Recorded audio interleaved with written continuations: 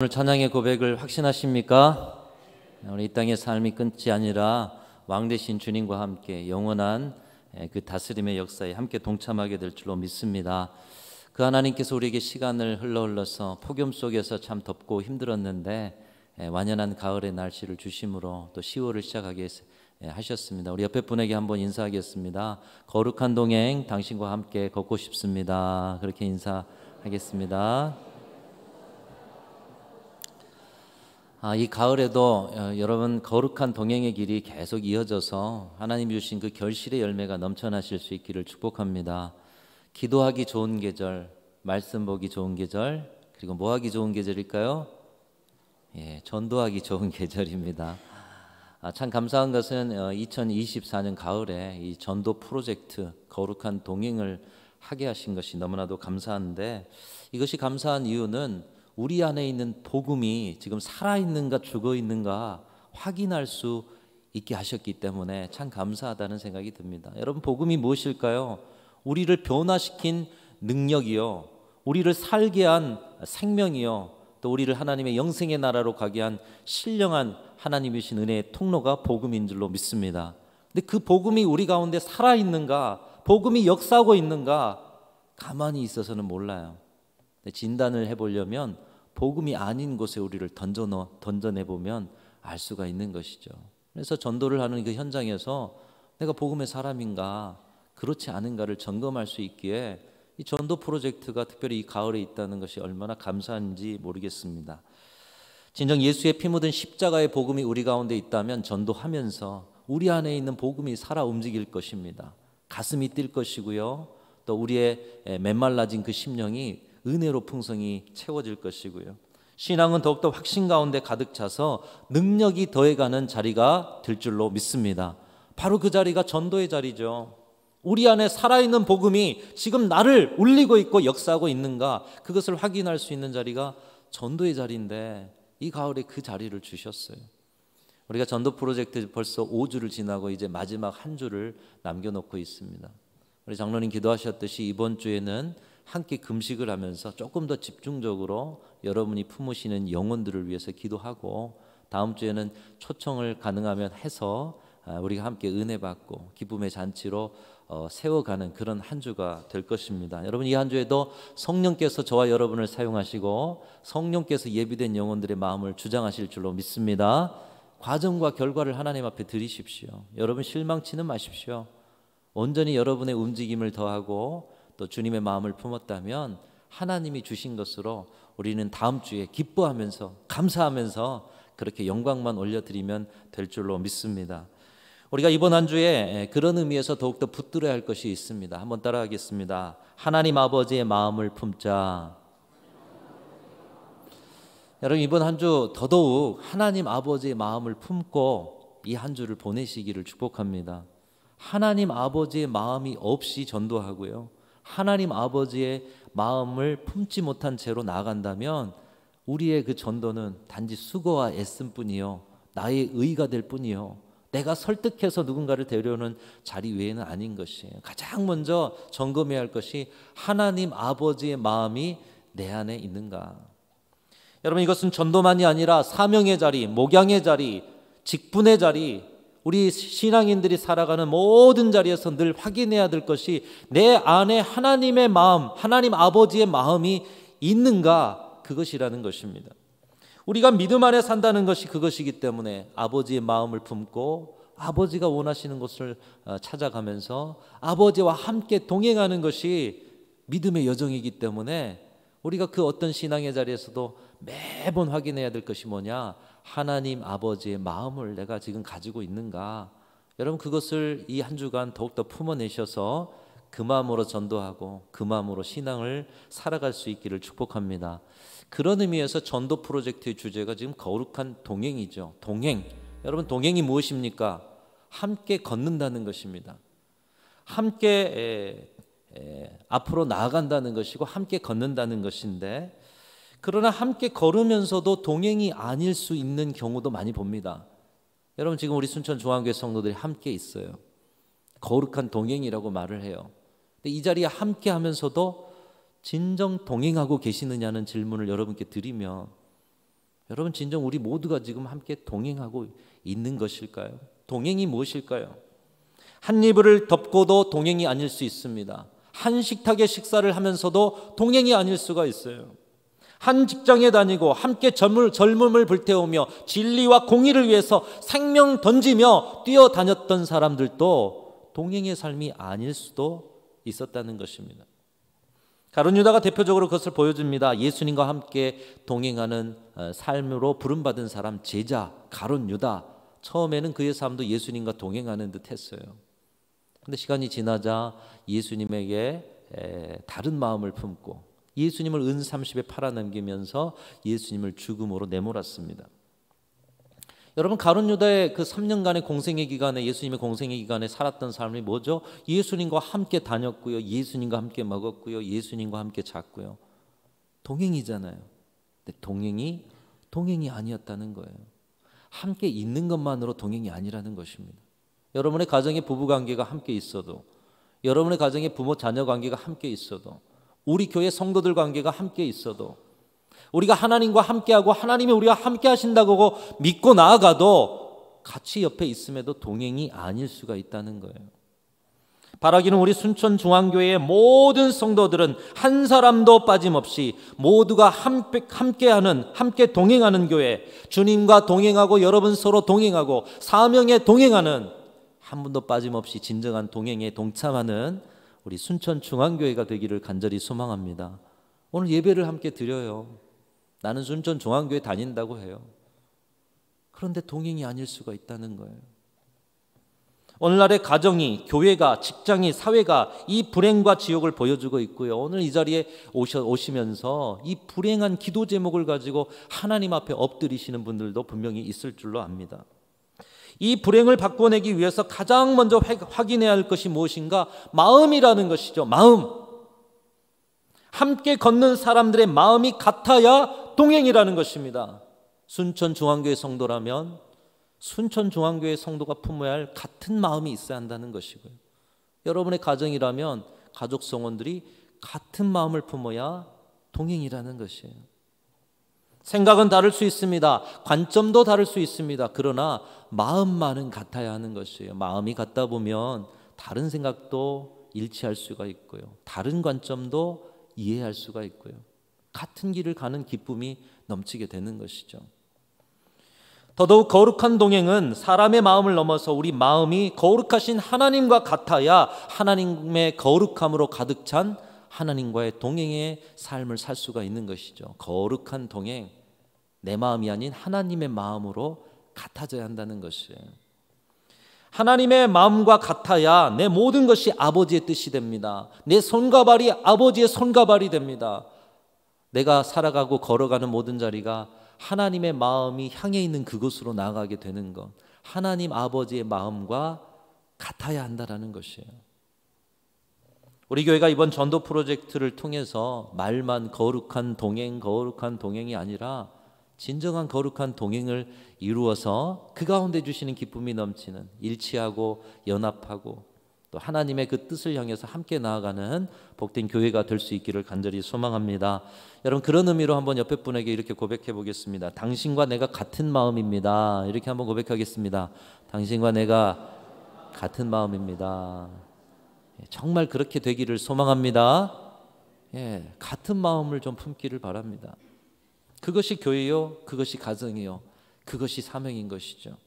오늘 말씀도 우리에게 마음에 대한 이야기를 해주고 계십니다. 누가복음 15장에 보면 양 100마리가 있어요. 근데 99마리 두고 잃어버린 한 마리 양을 찾아가는 목자의 비유. 10드라크마가 있어요. 근데 잃어버린 한 드라크마를 찾고 잔치를 벌이는 그 여인의 비유. 그리고 오늘 잃어버린 탕자가 돌아와서 그 돌아옴에 기뻐하면서 잔치를 벌이는 그 아버지의 탕자의 비유.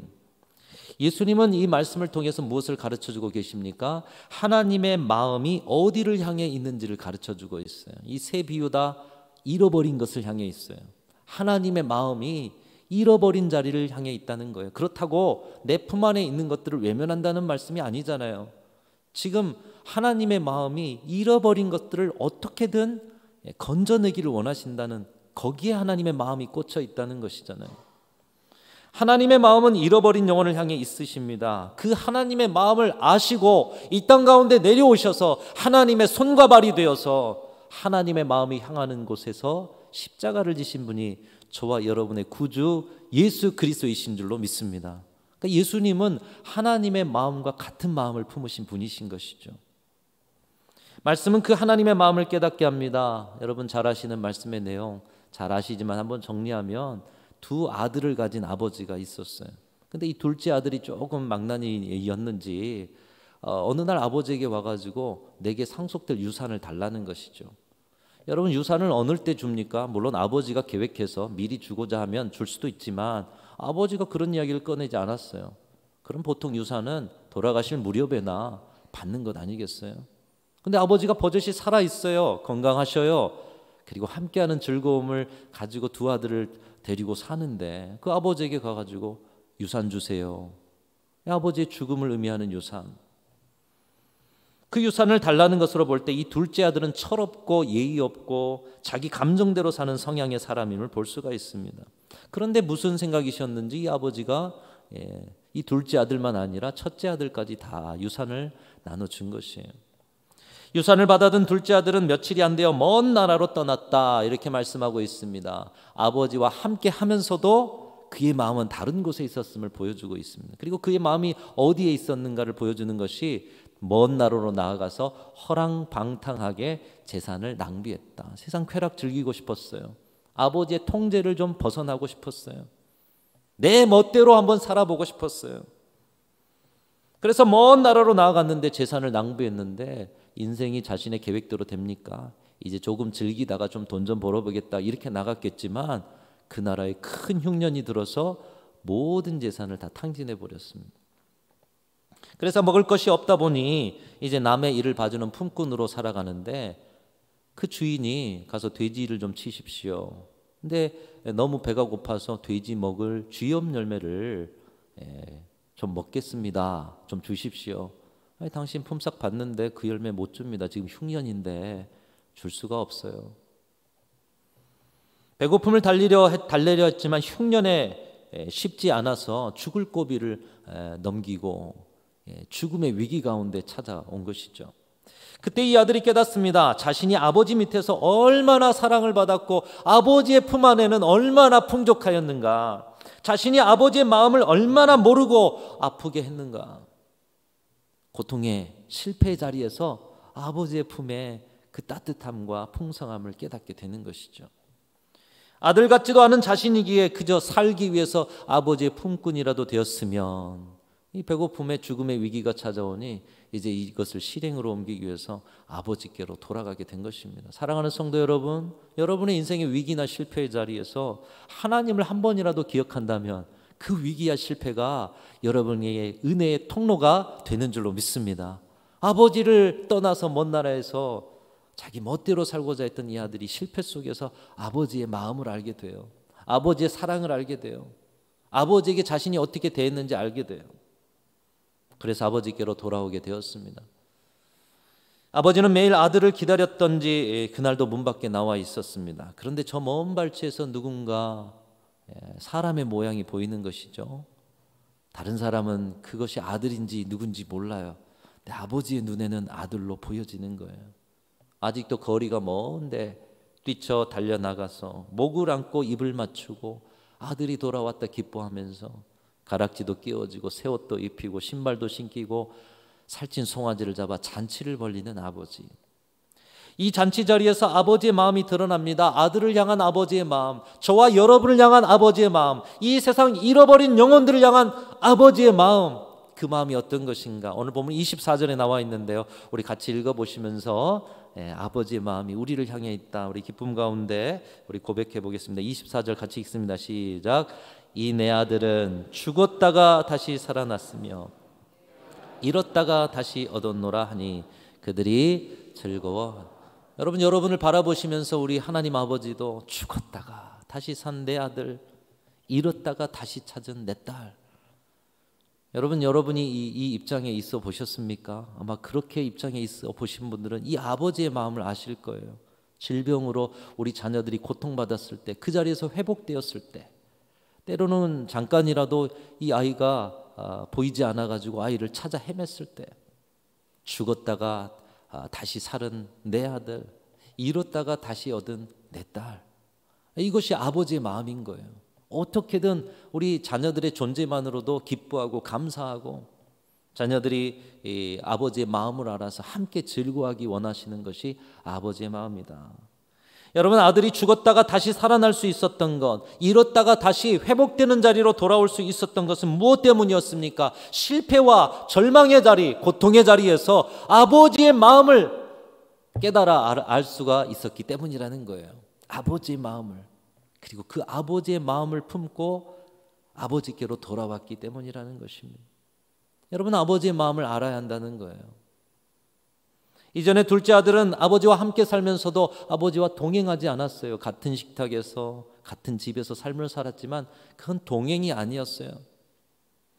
그래서 아버지에게 무리하게 유산을 요구하고 먼 나라로 가서 자기의 마음대로 살고자 했습니다. 그러나 인생의 변수를 맞습니다. 폭풍을 맞습니다. 죽음의 문턱에 이르러서 깨닫게 됩니다. 그리고서 돌아와서 그가 고백하는 것은 내가 아버지의 마음을 알게 되었어요.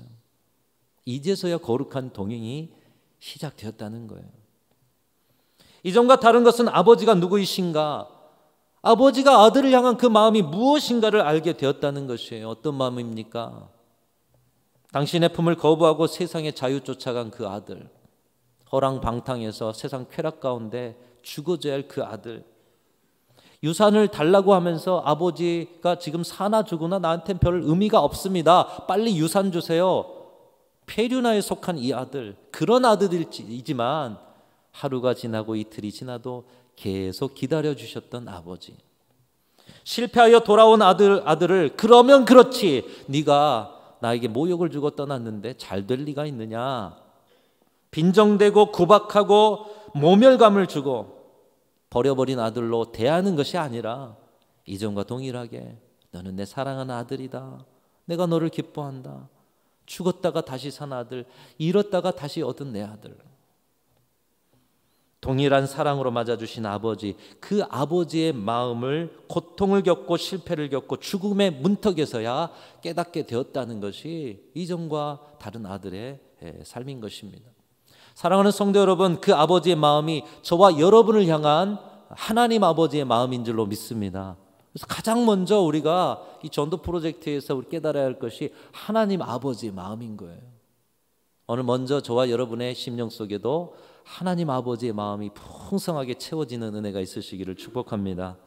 우리를 살리기 위해서, 죽었다가 다시 살리기 위해서, 또 잃었다가 다시 얻기 위해서 하나밖에 없는 독생자 아들 예수 그리스도를 보내시고 그분을 희생 제물로 삼으시고 십자가에 죽이시고 부활의 능력으로 누구든지 예수 그리스도를 믿는 자마다 하나님의 자녀가 되는 권세를 주신 하나님 아버지, 여러분, 하나님 아버지의 마음을 오늘 또 여러분의 마음에 품을 때야 비로소 우리는 하나님과 거룩한 동행을 시작할 수 있는 줄로 믿습니다. 그래서 가장 먼저는 하나님 아버지의 마음을 여러분이 품으셔야 돼요. 그리고 그 마음을 아셨다면 예수님을 믿다가 세상 길을 따라가고, 예수님을 믿다가 세상에서 먹고 살기에 바쁘다고 해서 지금 방학 중인 그런 분들을 향해서, 오늘 본문의 이 탕자와 같은 삶을 살아가는 분들을 향해서 아버지의 마음을 품고 나아가실 수 있는 저와 여러분들이 되시기를 주님의 이름으로 축원합니다. 여러분, 아버지가 기뻐하며 잔치를 벌리는 모습을 좋아한다면 그 아들은 아버지의 그 기뻐하는 모습을 위해서 힘쓰고 애쓸 것이에요. 그게 바로 우리가 아버지 하나님의 마음을 아는 자들이 해야 할 일인 것입니다. 이 둘째 아들은 감사하게도 실패 후에 아버지의 마음 알아서 아버지와의 동행을 시작하게 되었어요. 그런데 말씀은 오늘 말씀 이후에 보면 아버지 곁에 있으면서도 이 아버지와 동행하지 못한 한 사람을 소개하고 있습니다. 바로 첫째 아들이에요. 아버지는 첫째 아들에게도 유산을 나누어 주었습니다. 각각이 나눠졌다고 말씀하고 있어요. 그런데 첫째 아들은 둘째 아들처럼 아버지를 떠나지 않았습니다. 둘째 아들이 먼 나라로 가서 방황하고 쾌락 가운데 모든 것을 허비할 때 이 첫째 아들은 아버지 곁에서 아버지를 섬기면서 그날도 밭에 나가 일하고 돌아온 그런 날이었어요. 근데 밭에서 돌아와 보니 뭔가 떠들썩한 소리가 들려서 이게 무슨 일입니까? 둘째 아드님이 돌아오셔서 아버지가 너무 기쁜 나머지 지금 잔치를 벌이고 있습니다. 그러자 첫째 아들의 마음에서 아버지에 대한 섭섭함, 이 둘째 아들에 대한 분노가 일어났던지 그 마음이 밖으로 새어나와서 아버지에게 따져듭니다. 아버지, 어떻게 이러실 수가 있습니까? 저는 아버지 곁에서 아버지를 그렇게 섬겼는데 저에게는 염소 새끼 한 마리도 잡아주지 않고 친구들과 즐기도록 허락하지 않으셨으면서 저 아버지를 외면하고 폐륜화적인 저 둘째 아들이 허랑방탕하고 모든 건 낭비하고 돌아왔는데 저 자식을 위해서 살찐 송아지를 잡아서 잔치를 벌려요? 어떻게 이럴 수가 있습니까? 그러자 아버지가 말합니다. 예, 너는 항상 나와 함께 있으니 내 것이 다 내 것이로되. 사랑하는 성도 여러분, 주님 곁에 있을 때 여러분의 그것이 아무것도 채워지지 않을지라도 주님과 함께 동행하는 것만으로도 만족하실 수 있는 저와 여러분들이 되실 수 있기를 주님의 이름으로 축원합니다. 이 첫째 아들은 그 은혜를 몰랐어요. 그 기쁨을 몰랐어요. 예, 너는 항상 나와 함께 있으니 내 것이 다 내 것이로되 내 동생은 죽었다가 살아났으며 잃었다가 얻었기로 우리가 즐거워하고 기뻐하는 것이 마땅하다. 이렇게 말씀하고 있어요. 아버지와 함께하는 즐거움을 모르는 첫째 아들. 함께 했지만 동행이 아니었다는 거예요. 여러분, 주님이 저와 여러분과 함께 하시는 줄로 믿습니다. 함께 하시면 함께하는 자의 그 동행의 기쁨이 있는데 아버지와 함께하면서도 아버지와 함께하는 동행의 기쁨이 없어요. 아버지는 이렇게 말합니다. 우리가 즐거워하고 기뻐하는 것이 마땅하다. 내가 즐거워하고 기뻐하는 것이 마땅하다. 이렇게 말하고 있지 않습니다. 우리는 누구예요? 아버지와 첫째 아들. 너가 정말 내 마음을 안다면, 내 마음과 같은 마음이라면, 우리가 지금 잃어버린 이 둘째가 죽었다가 다시 돌아온 것 같은데 이 기쁨이 내 마음이나 네 마음이나 같아서 오늘 이 자리가 정말 즐거운 잔치자리가 되는 것이 마땅하지 않니? 여러분, 이것은 아버지의 마음과 첫째 아들의 마음을 그대로 보여주고 있습니다. 아버지는 함께하는 첫째와 같은 마음인 줄 알았어요. 그래서 우리가 지금 즐거워하는 것이 마땅하지 않냐? 마땅하도다. 그러나 첫째 아들은 아버지와 함께 있지만 아버지와 같은 마음이 아니었다는 것입니다. 그의 관심은 아버지가 아니라 자기 자신에게 있었던 거예요. 여러분의 신앙생활이 여러분 자신을 위한 길이 되지 않으시기를 주님의 이름으로 축원합니다. 우리가 신앙 안에서 깨달아지는 가운데 밝히 아는 것은요, 처음에는 뭔가 내 인생에 도움이 될까 봐, 처음에는 내 인생의 문제를 해결할까 봐, 그런데 하나님의 은혜를 깨달아요. 아버지의 마음을 알아요. 그러면서 지금도 충분한 내 인생의 많은 은혜를 감사하면서 이제는 주님을 위해서 살아가고 주님이 원하시는 그 일을 감당하기 위해서 살아가는 것, 그것이 우리가 살아가야 할 신앙생활인 줄로 믿습니다. 근데 이 첫째 아들은 아버지에게 관심이 있었던 것이 아니라 자기 자신에게 관심이 있었어요.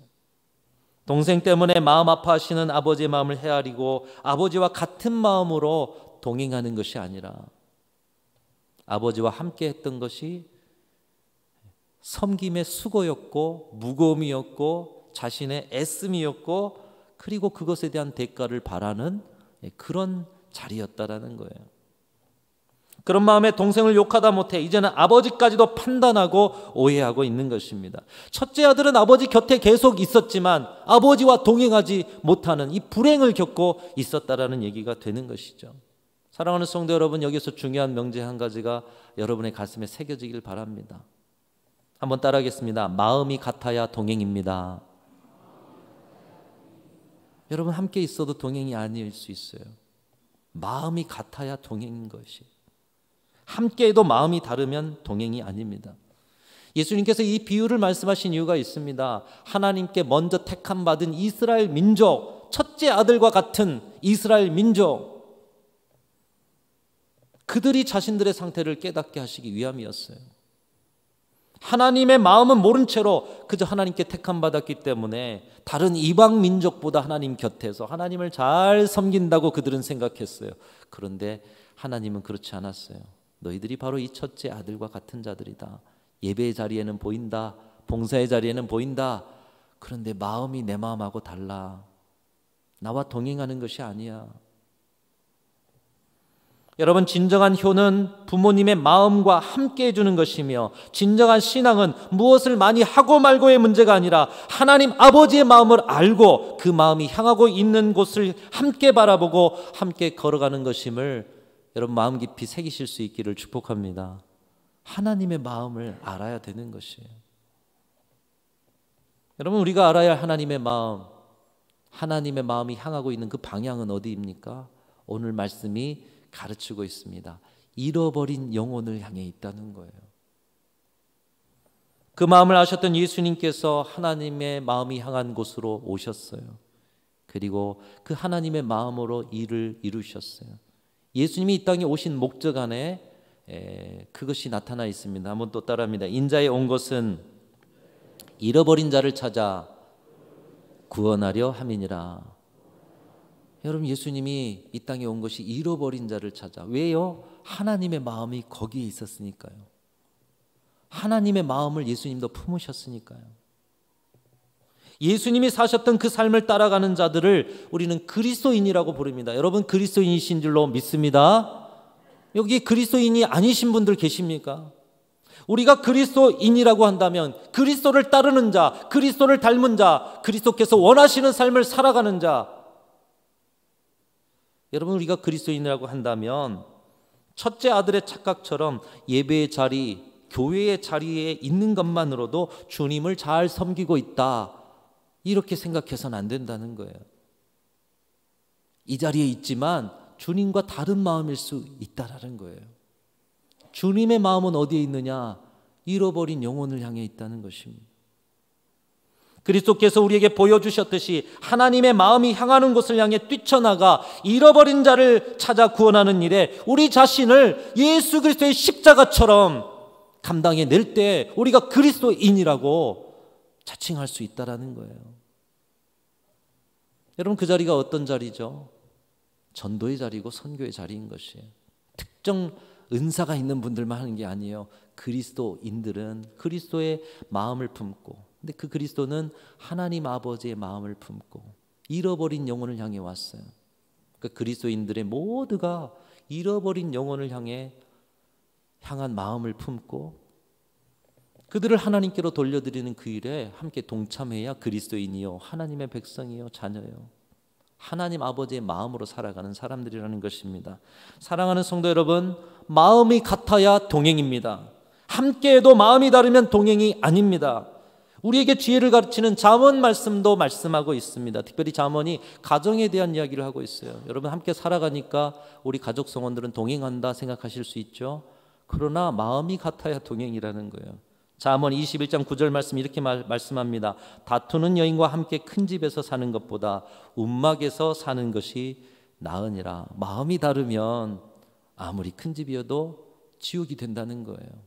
또 잠언 17장 1절 말씀, 이 말씀 또 같이 한번 읽어보겠습니다. 시작. 마른 떡 한 조각만 있고도 화목하는 것이 제육이 집에 가득하고도 다투는 것보다 나으니라. 여러분, 아무리 고기가 많고 부유해도요, 마음이 같아야 천국이라는 거예요. 마음이 같아야. 마음이 같아야 가정이고요. 함께해도 마음이 다르면 가정이 아니라 지옥이 될 수 있다는 거예요. 가정에 대해서도 이렇게 말씀하죠. 교회에 대해서도 말씀합니다. 교회를 바로 세우고 기쁨의 공동체로 세워가는 길도 마음이 같은 길이다. 빌립보서 2장 5절 말씀에 여러분 잘 아시는 말씀이에요. 너희 안에 이 마음을 품으라. 곧 그리스도 예수의 마음이니. 그러니까 예수의 마음을 모두가 품어야 교회라는 말씀이에요. 같은 마음이 되어야 교회라고 말씀하고 있는 것이에요. 그 예수 그리스도의 마음은 또한 하나님의 마음을 품은 마음이기에, 사랑하는 성도 여러분, 오늘 이 자리를 통해 우리 하나님의 마음을 알고 하나님의 마음으로 여러분의 영혼과 여러분의 정신과 삶을 가득 채우실 수 있는 귀한 성도들이 되시기를 주님의 이름으로 축원합니다. 거룩한 동행 어떻게 하는 것이에요? 하나님의 마음을 품고 나아가는 것이에요. 그럼 그 하나님의 마음을 깨달은 자들은 하나님이 지금 어디를 바라보고 계시는가를, 하나님이 무엇을 아파하고 계시는가를 알게 되는 거예요. 잃어버린 자들을 향해서 아파하시는 하나님, 내가 주님의 손과 발이 되어 그들을 돌이켜서 죽었던 자녀가 다시 돌아와 산 자녀가 되고 잃어버렸던 자들을 다시 얻게 되는 그 기쁨을 가지고 춤추실 아버지를 바라보면서 전도의 자리, 선교의 자리로 나아가는 것입니다. 저와 여러분 안에 이 하나님 아버지의 마음이 풍성해서 아버지를 기쁘시게 해드리는 저와 여러분의 삶이 되실 수 있기를 주님의 이름으로 축원합니다. 남은 한 주 동안 하나님 아버지의 마음을 품으십시오. 거룩한 동행을 평생토록 이루시는 저와 여러분들이 다 되시기를 간절히 소망합니다. 하나님 아버지 감사합니다. 죽어야 할 저희들을 살리기 위해서 독생자 아들 예수 그리스도를 보내시고 예수 그리스도를 믿는 믿음 안에 너는 내 자녀다. 죽었던 내 자녀가 살아왔고 잃어버렸던 내 자녀가 다시 얻게 되었구나 기뻐하시는 아버지의 하나님 마음을 먼저 깊이 깨닫게 하시니 감사합니다. 그 마음을 아는 자로 주님의 눈이 향해 있는 잃어버린 영혼들을 향해 우리도 같이 바라보며 그 자리를 향해 달려나갈 때 진정으로 하나님의 놀라운 역사 속에 많은 탕자들이 주님께로 돌아오는 귀한 열매가 맺히게 하여 주옵소서. 그리스도인으로 교회로 우리가 살아가는 모든 자리에 하나님의 마음을 품고 살아가는 거룩한 동행이 이루어지게 하여 주시옵소서. 우리 구주 예수 그리스도의 이름으로 간절히 기도하옵나이다. 아멘.